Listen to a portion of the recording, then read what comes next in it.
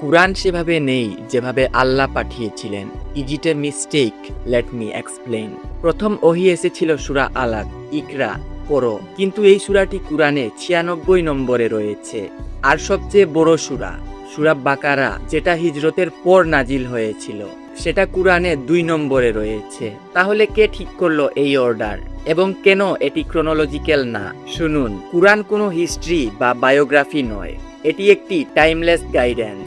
যদি এটি নাজিলের পর ক্রমে সাজানো থাকতো তাহলে এটাকে শুধু 7ম শতাব্দীর আরবদের জন্য একটি বই হিসেবে মনে করা হতো। কিন্তু কুরআনের এই বিন্যাস কুরআনকে সব যুগের মানুষদের জন্য প্রাসঙ্গিক করে তুলেছে। এখন আসি আসল রহস্যে। রাসূল সাল্লাল্লাহু আলাইহি ওয়াসাল্লাম নিজেই বেশিরভাগ সূরার অর্ডার ঠিক করে গিয়েছিলেন হযরত জিবরাইল আলাইহিস সালামের নির্দেশে।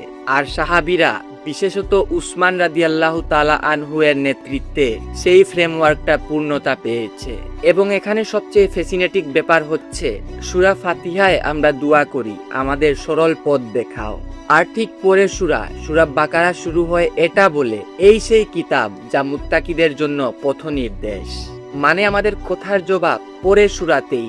এই যে ইন্টারকানেকশন, এটাই প্রমাণ করে যে কুরআনের বিন্যাসটা র্যান্ডম নয়, বরং একটি পারফেক্ট ডিজাইন। এখন থেকে আমরা যখন কুরআন পড়ব, তখন আমরা মনে রাখব এর প্রত্যেকটি সূরা, প্রত্যেকটি আয়াত যেখানে থাকার কথা ছিল সেখানেই আছে। Not by accident, by design.